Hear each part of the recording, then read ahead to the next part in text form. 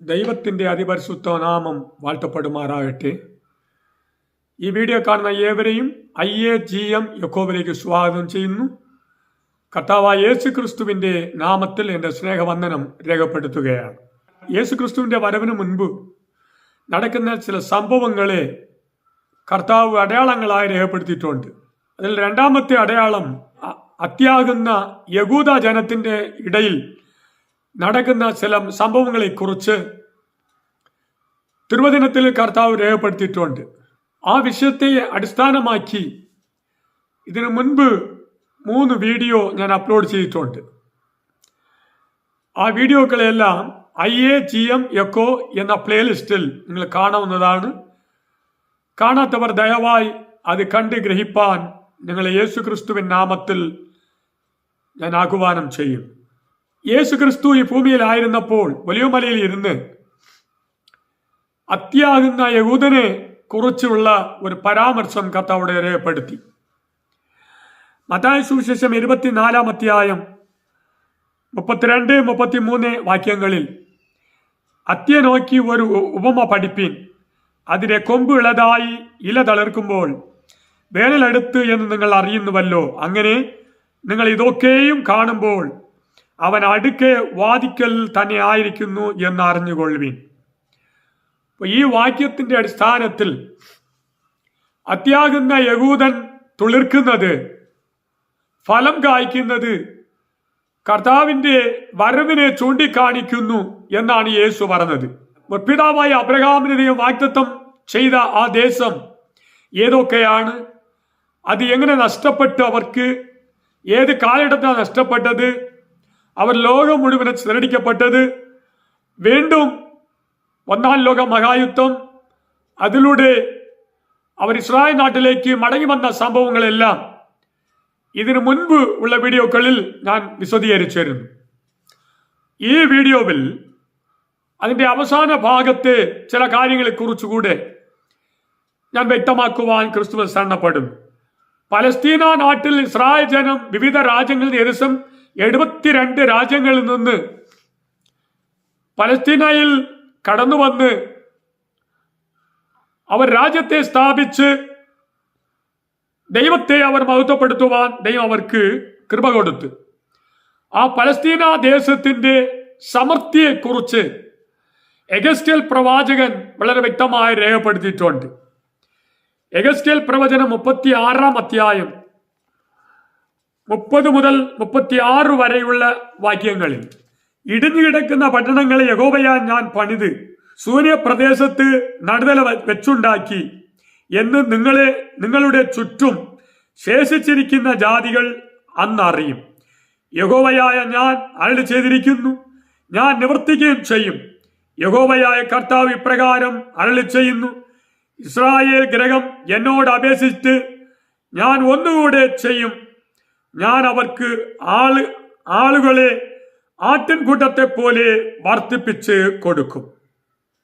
ശൂന്യമായി പോയിരുന്ന പട്ടണങ്ങൾ വിശുദ്ധമായ ആട്ടിൻകൂട്ടം പോലെ, ഉത്സവങ്ങളിൽ യെരുസലേമിലെ ആട്ടിൻകൂട്ടങ്ങൾ പോലെ തന്നെ മനുഷ്യരാകുന്ന ആട്ടിൻകൂട്ടം കൊണ്ട് നിറയും. ഞാൻ യഹോവ എന്ന് അവർ അറിയും. അപ്പോൾ യെഹെസ്കേൽ പ്രവാചകൻ മുഖാന്തരം അരുളി ചെയ്ത ഈ പ്രവചന നിവർത്തിക്കപ്പെടേണ്ടതിനും ഇസ്രായേൽ ജനത്തെ വിവിധ രാജ്യങ്ങളിൽ നിന്ന് കർത്താവ് ശൂന്യമായി കിടന്ന പലസ്തീന നാട്ടിൽ കൊണ്ടുവന്ന് കർത്താവ് അവർക്ക് രാജ്യത്തെ ഏർപ്പെടുത്തി കൊടുക്കുവാൻ ഇടയാക്കിയത്.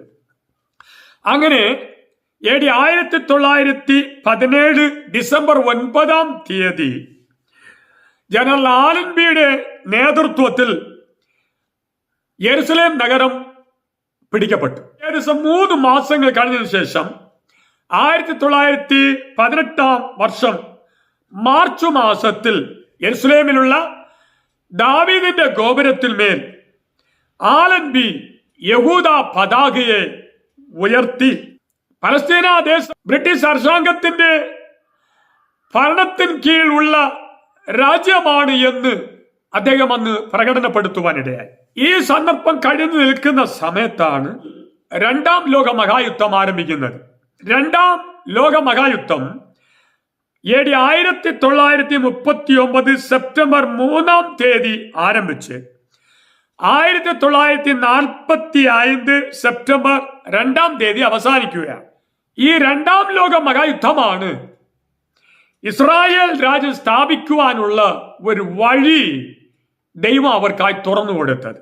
1945 ഒക്ടോബർ 24 ഐക്യനാട്ട് സഭ അല്ലെങ്കിൽ UN അന്നാണ് സ്ഥാപിതമായത്. UNന്റെ തീരുമാനപ്രകാരം പലസ്തീന നാട്ടിനെ യഹൂദന്മാർക്കും അറബികൾക്കും വിഭാഗിച്ച് കൊടുക്കണം എന്ന് അന്നവർ തീരുമാനമെടുത്തു.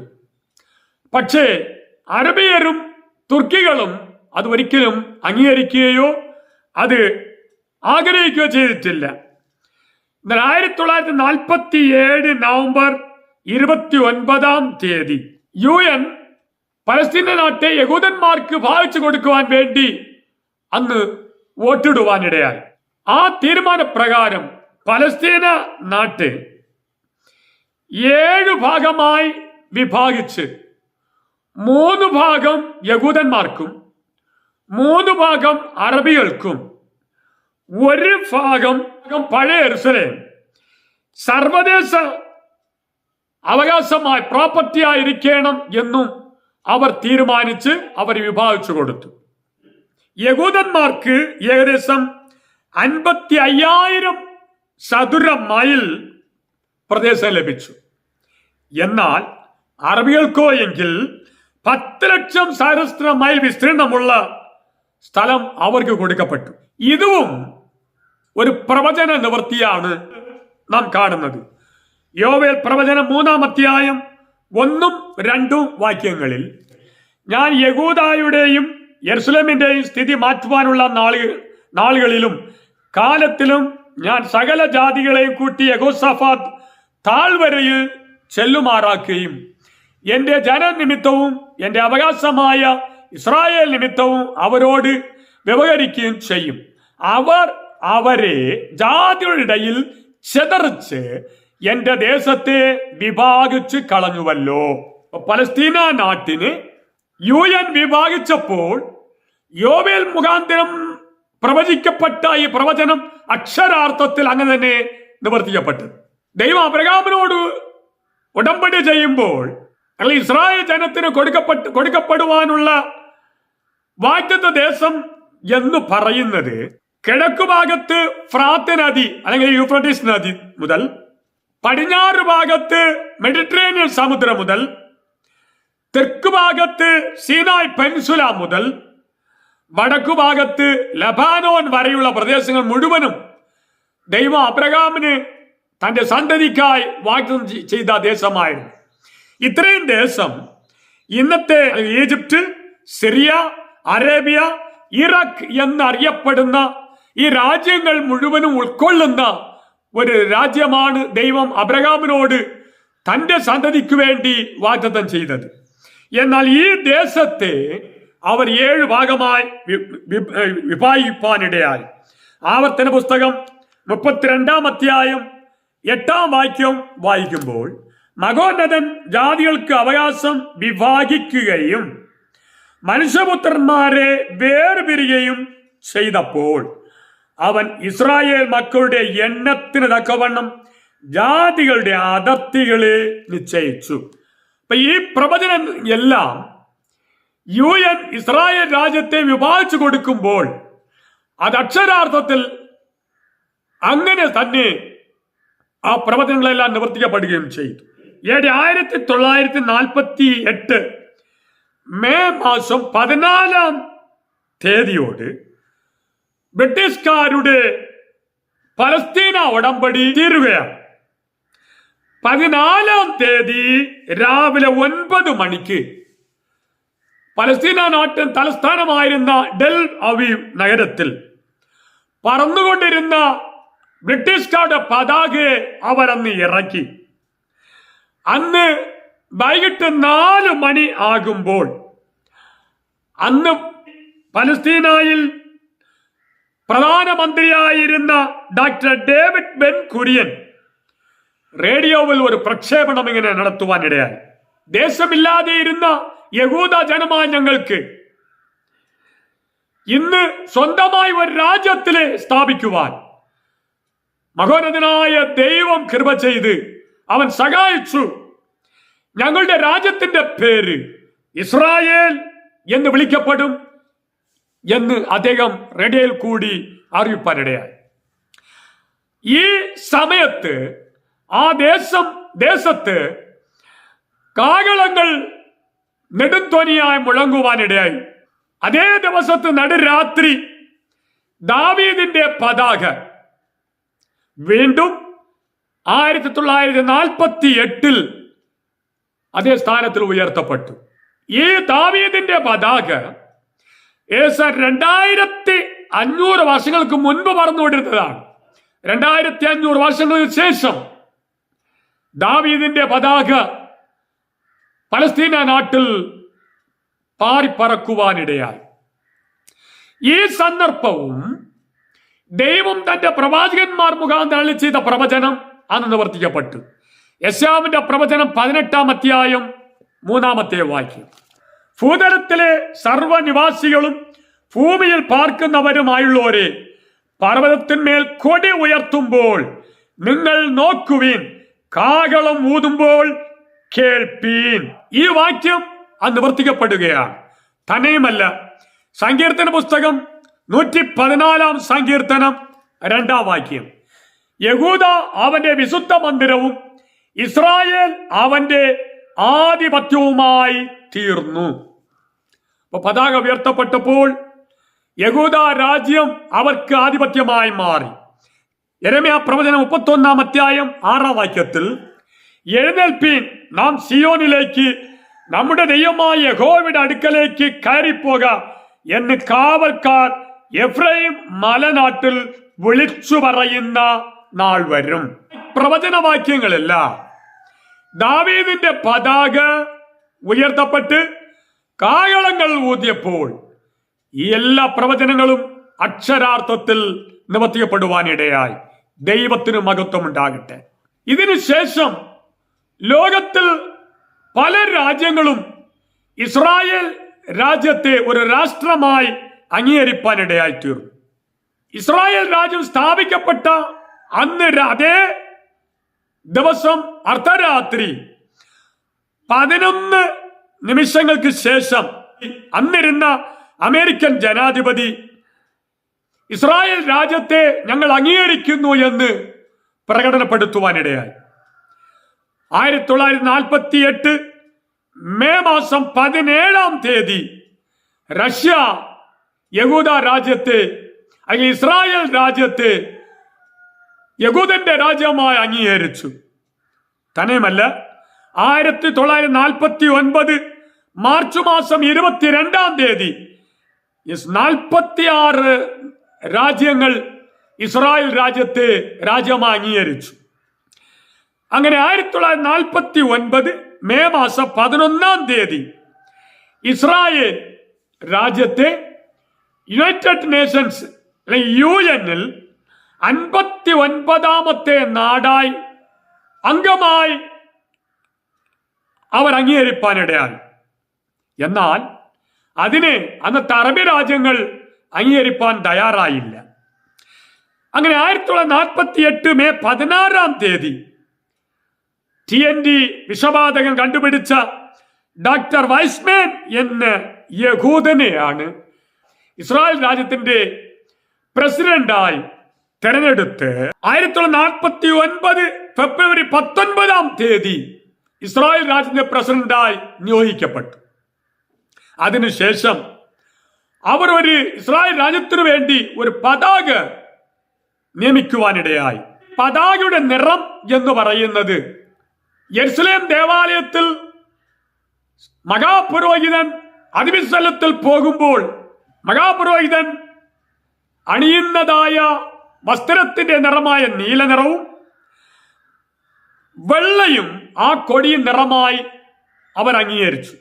ആ പതാകയുടെ നടുക്ക് 6 മുനകളുള്ള ഒരു നക്ഷത്രം, ആ ദാവീദിന്റെ നക്ഷത്രം എന്നാണ് അറിയപ്പെടുന്നത്. ആ നക്ഷത്രവും അവർ പതിക്കുവാനിടയായി. ഗവൺമെന്റിന്റെ ഭാഷയായി എബ്രായ ഭാഷയും അവർ ഏർപ്പെടുത്തുവാനിടയായി തീർന്നു.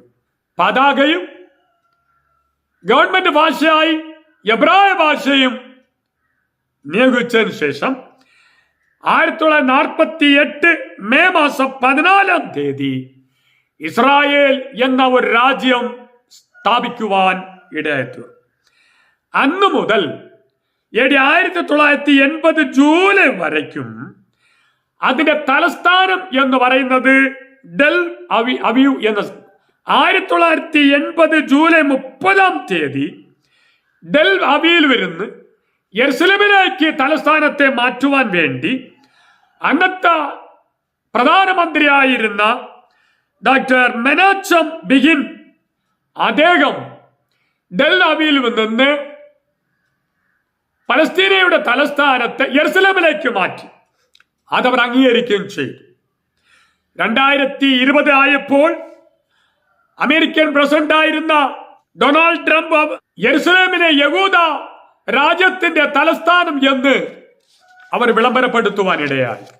ഇസ്രായേൽ രാജ്യം, പ്രധാനമന്ത്രി, പ്രസിഡന്റ്, പതാക, അതിന്റെ നിറം, അതിന്റെ അടയാളം, തലസ്ഥാന മാറ്റം, എബ്രായ ഭാഷ എന്നിത്യാദി കാര്യങ്ങളെല്ലാം ഇസ്രായേൽ ജനത്തിന്റെ അത്യത്തുളർത്ത അനുഭവത്തെ വളരെ വ്യക്തമായി ചൂണ്ടിക്കാണിക്കുകയാണ്. ഈ സാഹചര്യം വെറുതെ വന്നതല്ല, അതെല്ലാം ദൈവത്തിന്റെ നിർണയപ്രകാരം, ദൈവത്തിന്റെ ആലോചനയിൽ മറഞ്ഞിരുന്ന രഹസ്യമായിരുന്നു.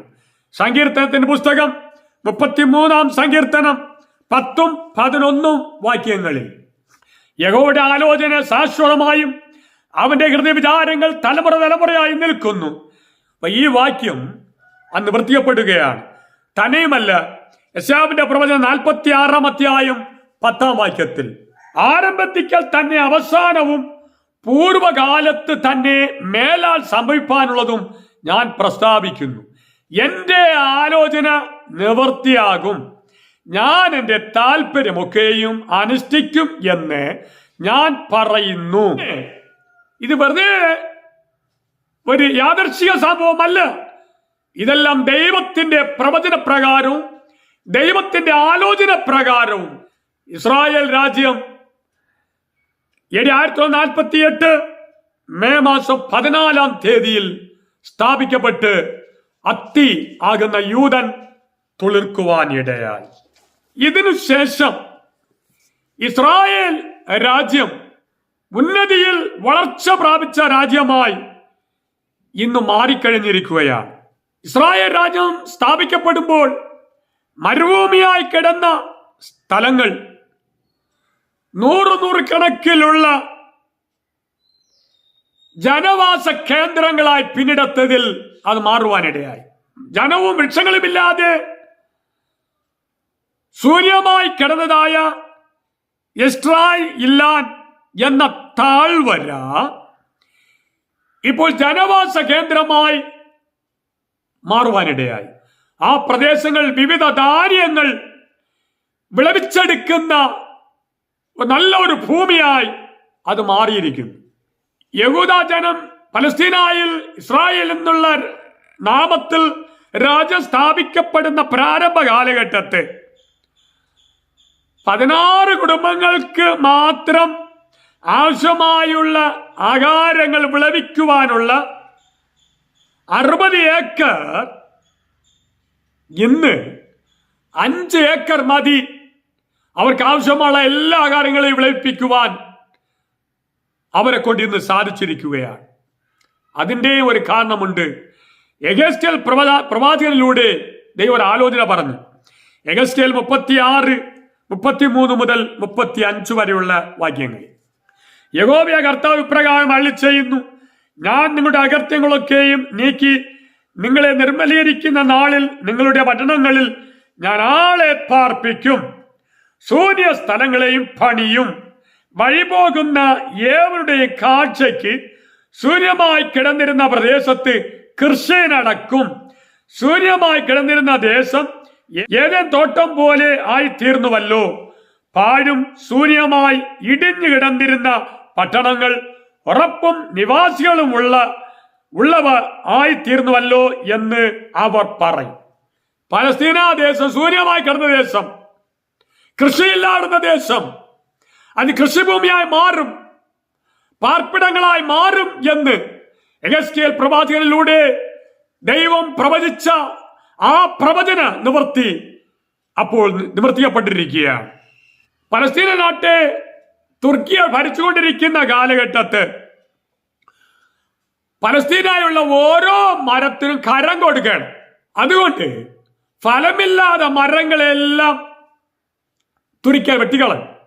യഹൂദന്മാർ കുടിയേറി പാർത്തതിന് ശേഷം ഹിറ്റ്ലർ അന്ന് കൊന്നൊടുക്കിയ യഹൂദ ജനത്തിന്റെ സംഖ്യ അനുസരിച്ച് 1951 ഏകദേശം 60 ലക്ഷം മരങ്ങളെ അവരന്ന് പലസ്തീനയെ നട്ടുപിടിപ്പിച്ചു. അയൽ രാജ്യങ്ങളിൽ നിന്ന് വിവിധ തരത്തിലുള്ള മരങ്ങളെ അവർ കൊണ്ടുവന്ന് അവരവിടെ നട്ടുപിടിപ്പിച്ചു. മുന്തിരി ചെടികളെ കൊണ്ടുവന്ന് അവർ നട്ടുപിടിപ്പിച്ചു. ഇങ്ങനെ 1988 കാലയളവുകളിൽ ഏകദേശം 7000 തൊഴിൽ സ്ഥലങ്ങൾ അവിടെ ഉണ്ടായി. കൃഷി എന്നുള്ളത് ഡെൽഅബീൽ മാത്രമല്ല, ചുറ്റുമുള്ള പലസ്തീന ദേശം മുഴുവനും അത് വ്യാപിപ്പാനിടയായി. സോപ്പ്, എണ്ണ, കണ്ണാടി, സിമന്റ് എന്നിത്യാദി ഉൽപ്പന്നങ്ങൾ ഉൽപ്പാദിപ്പിക്കുന്ന സ്ഥലങ്ങൾ ഖായിർ എന്ന് പറയുന്ന പ്രദേശത്തിൽ അന്ന് വളരെ വിപുലമായി നടക്കുമായിരുന്നു.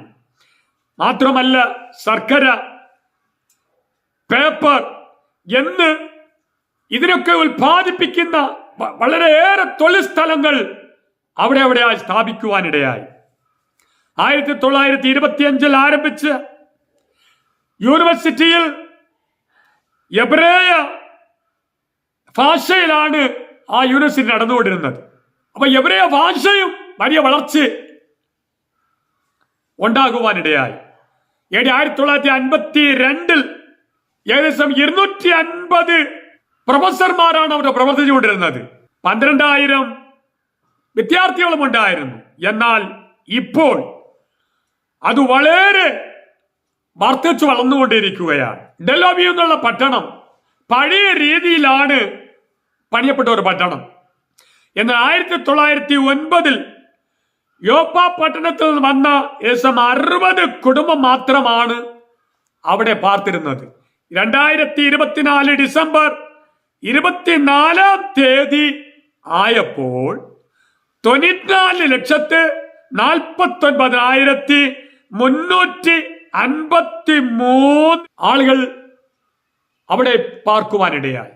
ഏകദേശം 47,31,275 പുരുഷന്മാരും 46,71,342 സ്ത്രീകളും ഉൾപ്പെടെ 94,49,353 ജനം ഇന്ന് ഇസ്രായേൽ രാജ്യത്തിൽ ജീവിച്ചുകൊണ്ടിരിക്കുകയാണ്. ഇതും യെഹെസ്കേൽ മുഖാന്തരം ദൈവം അരുളി ചെയ്ത ഒരു പ്രവചന നിവൃത്തിയാണ്.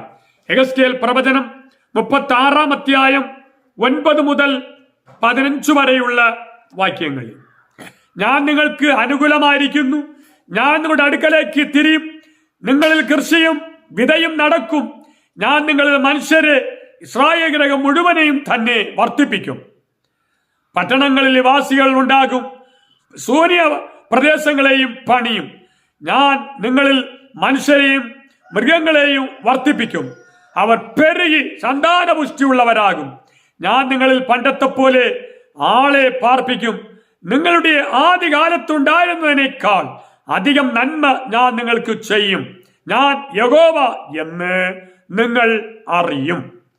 അപ്പൊ ഈ വാക്യങ്ങൾ ഇന്ന് അത് അക്ഷരാർത്ഥത്തിൽ ഇന്നും സംഭവിച്ചുകൊണ്ടിരിക്കുകയാണ്.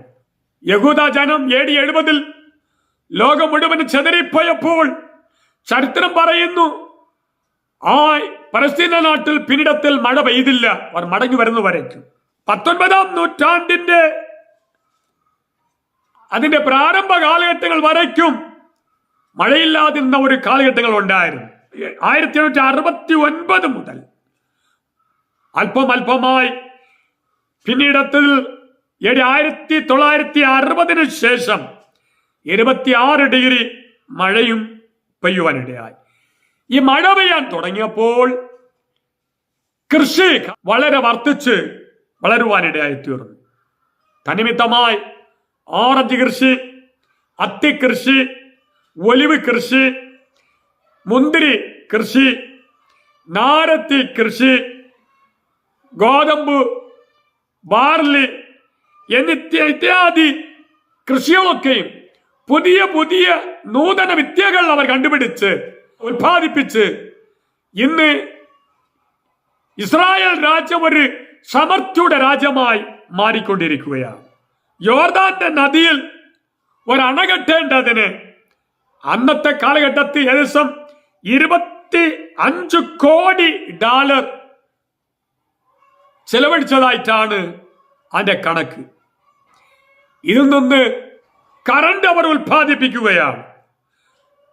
ഉത്പാദിപ്പിച്ചത് മാത്രമല്ല, അവരുടെ ആവശ്യത്തിന് വേണ്ടി മാത്രമല്ല, മറ്റുള്ള രാജ്യങ്ങളിലെയും അവർ കറണ്ട് സപ്ലൈ ചെയ്തുകൊണ്ടിരിക്കുന്നു. ഒരു ശക്തിയേറിയ ഒരു മിലിറ്ററി, ഇതൊക്കെ ഇന്ന് വളരെ പുരോഗമനത്തിൽ എത്തിയിരിക്കുകയാണ്. ഇസ്ലാമിക് മേഖലയിൽ മിഡിൽ ഈസ്റ്റിൽ ഒരു വലിയ ദേശമായി ഇസ്രായേൽ മാറിയിരിക്കുകയാണ്. ഇസ്രായേൽ രാജ്യത്തിന്റെ ജീവിത ശൈലി എന്ന് പറയുന്നത് തന്നെ വളരെ ഉയർന്ന നിലവാരമുള്ള ജീവിത ശൈലിയാണ്. വെസ്റ്റേൺ യൂറോപ്യൻ രാജ്യങ്ങളെ സംബന്ധിച്ചിടത്തോളം അതിന്റെ ഏകദേശം നിലവാരത്തിൽ വരത്തക്ക നിലയ്ക്കാണ് ഇസ്രായേൽ രാജ്യം ഇന്ന് വളർന്നിരിക്കുന്നത്. ടെക്നോളജിയിൽ ഉന്നത നിലയിലാണ് ഇന്ന് വളർന്നുകൊണ്ടിരിക്കുന്നത്. ഹൈ ടെക്നോളജി ഉപയോഗിച്ചിട്ടുള്ള ഉപകരണങ്ങൾ ഇതൊക്കെയും അവർ എക്സ്പോർട്ട് ചെയ്തുകൊണ്ടിരിക്കുന്ന നാളുകളാണ് ഈ നാളുകൾ. ലോകത്തിൽ വെച്ച് ഏത് സർവ മേഖലയിലും ഈ കൊച്ചു രാജ്യം വളർന്നുകൊണ്ടേയിരിക്കുന്നു. ദൈവജനം പറയുന്നത് പോലെ, യേശു അന്ന് പ്രവചിച്ചതുപോലെ അത്തി തുളിർക്കും, അത്യാകുന്ന യഹൂദൻ തുളിർക്കും. അത് കാണുമ്പോൾ അരമനാഥനായ യേശു ക്രിസ്തു വാതിക്കൽ നിൽക്കുന്നു എന്ന് നിങ്ങൾ അറിയുവിൻ എന്ന് യേശു പറഞ്ഞു. ഇസ്രായേൽ രാജ്യത്തിന്റെ സ്ഥാപിത മാത്രമല്ല, അതിന്റെ വളർച്ച ഇന്നും ഉയർന്നുകൊണ്ടിരിക്കുകയാണ്. എന്നാൽ AD 70 ശേഷം AD 1920 വരെ 72 രാജ്യങ്ങളിൽ ചെതറിയിരുന്ന ഈ യഹൂദന്മാർ 1850 വർഷങ്ങൾക്ക് ശേഷം 1920 പലസ്തീനയിൽ അവർ കൂട്ടിച്ചേർക്കപ്പെട്ടു. എല്ലാം പ്രവചനം നിവൃത്തിയായിരുന്നു. BC 600 മുതൽ AD 1948 വരെ സ്വന്തം രാജ്യമോ രാജാവോ അധിപതിയോ രാജ്യമോ സ്വന്തം പതാകയോ സ്വന്തം സൈന്യമോ ഒന്നുമില്ലാതിരുന്ന ഈ ഇസ്രായേൽ രാജ്യത്തിന് ഏകദേശം 2554 വർഷങ്ങൾക്ക് ശേഷം AD 1948 മെയ് 14 സ്വന്തം രാജ്യം സ്ഥാപിച്ച്, സ്വന്തമായുള്ള പതാക സ്ഥാപിച്ച്, സ്വന്തം സൈന്യം സ്ഥാപിച്ച്, സ്വന്തം ഭരണകർത്താക്കന്മാർ ഇന്ന് ഭരണം നടത്തിക്കൊണ്ടിരിക്കുകയാണ്. ഈ അത്യായ യഹൂദൻ അതിന്റെ വളർച്ച എന്ന് പറയുന്നത് യേശുക്രിസ്തു വരവിനെ ചൂണ്ടിക്കാണിക്കുന്നു. 1948 ശേഷം ഏകദേശം 67 യുദ്ധങ്ങൾ ഇസ്രായേൽ ജനത്തിനെതിരായി നടക്കുവാനിടയായി. 1948, 1956, 1967, 1973, 1982 ഈ വർഷങ്ങളിലെല്ലാം 67 യുദ്ധങ്ങൾ ഇസ്രായേൽ ജനത്തിനെതിരായി വന്നു. തന്നെയുമല്ല, 1962 5 അറബ് രാജ്യങ്ങൾ ഒന്നു ചേർന്ന് ഇസ്രായേൽ ജനത്തോടുകൂടി യുദ്ധം ചെയ്യുവാനിടയായി. ആ യുദ്ധം 6 ദിവസം മാത്രമാണ് നടന്നത്. 1967 കോലാൻ ഗൈറ്റ്, വെസ്റ്റ് ബാങ്ക്, ജെറുസലേം എന്നിത്യാദി പ്രദേശങ്ങളെ അവർ പിടിച്ചു. ആവർത്തന പുസ്തകം 33-ാം അധ്യായം 12 മുതൽ 17 വരെയുള്ള വാക്യങ്ങളിൽ വായിക്കുമ്പോൾ ആ കാര്യം പ്രവചനമായി പറഞ്ഞിരിക്കുന്നത് അന്ന് നിവർത്തിക്കപ്പെട്ടു. എന്നാൽ ഇന്നും യെരുശലേം ലോകത്തിലുള്ള പല രാജ്യങ്ങൾക്കും ഒരു ഭാരമായ ഇടർച്ചക്കല്ലായിരിക്കുന്നു എന്ന് സഖരിയാ പ്രവചനം 12-ാം അധ്യായം 1 മുതൽ 3 വരെയുള്ള വാക്യങ്ങളിൽ രേഖപ്പെടുത്തിയിരിക്കുന്നു. ഇസ്രായേലിനെ കുറിച്ചുള്ള യഹോവയുടെ അരുളപ്പാട് ആകാശം വിരിക്കുകയും ഭൂമിയുടെ അടിസ്ഥാനം ഇടുകയും മനുഷ്യന്റെ ആത്മാവിനെ അവന്റെ ഉള്ളിൽ നിർമ്മിക്കുകയും ചെയ്തിരിക്കുന്ന യഹോവയുടെ അരുളപ്പാട്, ഞാൻ യെരുശലേമിനെ ചുറ്റുമുള്ള സകല ജാതികൾക്കും ഒരു പരിഭ്രമ പാത്രമാക്കും. യെരുശലേമിന്റെ നിരോധത്തിങ്കൽ അത് യഹൂദായ്ക്കും വരും. അന്നാളിൽ ഞാൻ യെരുശലേമിനെ സകല ജാതികൾക്കും ഭാരമുള്ള കല്ലാക്കി വയ്ക്കും. അതിനെ ചുമക്കുന്നവരൊക്കെ കഠിനമായി മുറിവേൽപ്പിക്കും. ഭൂമിയിലെ സകല ജാതികളും അതിന് വിരോധമായി കൂടി വരും. അപ്പോൾ യെരുശലേമിനെ ചുറ്റുമുള്ള രാജ്യങ്ങൾക്ക് ഭാരമായ കല്ലായി വയ്ക്കുമെന്ന് കർത്താവ് അന്ന് പ്രവചിച്ചു. അത് ഇന്ന് സംഭവിച്ചുകൊണ്ടിരിക്കുകയാണ്. യെരുശലേം ഇന്ന് ചുറ്റുമുള്ള രാജ്യങ്ങൾക്ക് ഭാരമായുള്ള കല്ലാണ്. അപ്പൊ ചുറ്റുമുള്ള രാജ്യങ്ങൾ എഴുന്നേറ്റ് വരുമെന്ന് സങ്കീർത്തനത്തിൽ ഏകദേശം 10 രാജ്യങ്ങൾ ഇസ്രായേൽ ജനത്തിന് നേരെ കടന്നു വരുമെന്ന് സങ്കീർത്തനം 83 മുതൽ 8 വരെയുള്ള വാക്യങ്ങൾ രേഖപ്പെടുത്തിയിരിക്കുന്നു. അവർ എന്റെ ജനത്തിന് നേരെ ഉപായം വിചാരിക്കുകയും നിന്റെ കുപ്തന്മാരുടെ നേരെ ദുരാലോചന കഴിക്കുകയും ചെയ്യുന്നു. വരുവിൻ, ഇസ്രായേൽ ഒരു ജാതിയായി ഇരിക്കാതെ വണ്ണം നാം അവരെ മുടിച്ചു കളക, അവരുടെ പേര് ഇനി ആരും ഓർക്കരുത് എന്ന് അവർ പറഞ്ഞു. അവർ ഇങ്ങനെ ഐകമത്യത്തോടെ ആലോചിച്ച് നിനക്ക് വിരോധമായി സഖ്യത ചെയ്യുന്നു.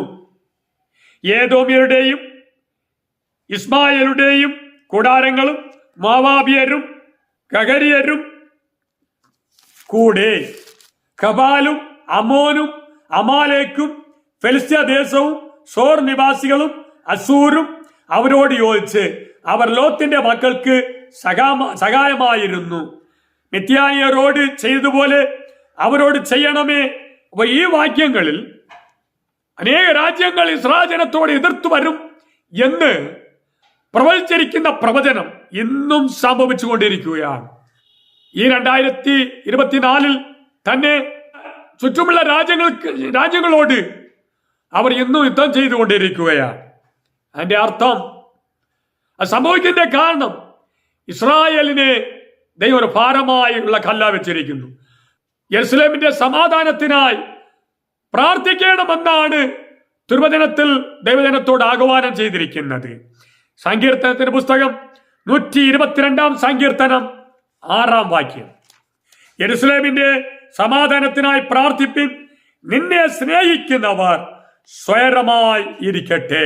അപ്പോൾ ദൈവജനത്തോട് ദൈവം അള്ളിച്ചെയ്യുന്ന ഒരു കാര്യം, ഇസ്രായേൽ രാജ്യത്തിനെതിരായി സർവ്വരാജ്യങ്ങളും ഒരുമിച്ച് എഴുന്നേറ്റ് നിൽക്കുമ്പോൾ ഇസ്രായേലിന്റെ സമാധാനത്തിനായി പ്രാർത്ഥിക്കണം എന്ന് ദൈവം കൽപ്പിച്ചിരിക്കുന്ന പ്രവചനം പോലെ നമുക്കും ഇസ്രായേൽ രാജ്യത്തിന്റെ സമാധാനത്തിനായി പ്രാർത്ഥിക്കുവാനുള്ള കടപ്പാടുണ്ട്. അതൊരു ഭാഗമിരിക്കെ മറുഭാഗത്ത് ഇതെല്ലാം സംഭവിച്ചുകൊണ്ടിരിക്കുന്നത് അത്യാകുന്ന യഹൂദൻ, ഒന്നുമില്ലാത്ത രാജ്യമില്ലാതിരുന്ന ചെതറിപ്പിച്ച് കളഞ്ഞപ്പെട്ട ആ യഹൂദൻ ഇസ്രായേൽ എന്ന രാജ്യം സ്ഥാപിച്ച് യഹൂദനായ അത്തി തുളിർത്ത് ഇന്ന് ലോകത്തിൽ ഫലം കായ്ച്ചുകൊണ്ടിരിക്കുകയാണ്. യെരുശലേമിന്റെ സമാധാനത്തിനായി നമുക്ക് പ്രാർത്ഥിക്കാം. അതിലുപരി ഇവയെല്ലാം കാണുമ്പോൾ നമ്മ അരുമനാഥന്റെ വരവ് ഏറ്റവും ആഗതമായിക്കൊണ്ടിരിക്കുകയാണ് എന്നുള്ളതിനെ ഓർത്തുകൊണ്ട് അവന്റെ വരവിന് വേണ്ടി ഒരുങ്ങുവാൻ കർത്താവ് നാളുകൾ നമ്മ എല്ലാവരെയും സഹായിക്കട്ടെ. പ്രിയ വിശ്വാസികളെ, യഹൂദനിൽ അത്യാകുന്ന യഹൂദനടക്കുന്ന സംഭവങ്ങളെ കുറിച്ച് ഒട്ടേറെ കാര്യങ്ങളിൽ ഇതിനു മുൻപുള്ള ഈ വീഡിയോയിലും പരാമർശിക്കുവാനിടയായി. ഇതൊക്കെ കാണുമ്പോൾ നമ്മുടെ വിശ്വാസം വർദ്ധിക്കട്ടെ. നമ്മുടെ ആത്മീയ ജീവിതത്തിൽ ഒന്നുകൂടെ ജ്വലനം പ്രാപിച്ചുകൊണ്ട് ആത്മീകത്തിൽ വളർന്ന് പ്രാർത്ഥിച്ച് കർത്താവിന്റെ വരവേണ്ടി ഒരുങ്ങുവാൻ നമ്മെ തന്നെ ഒരുക്കാം.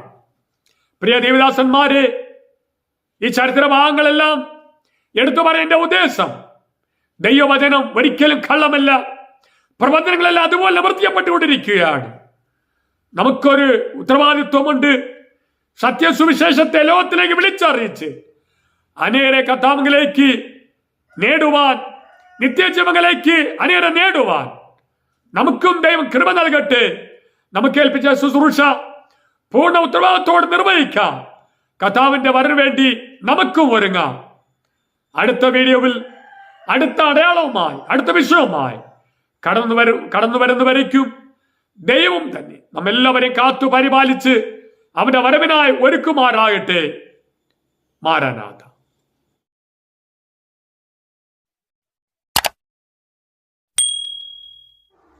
May God bless you.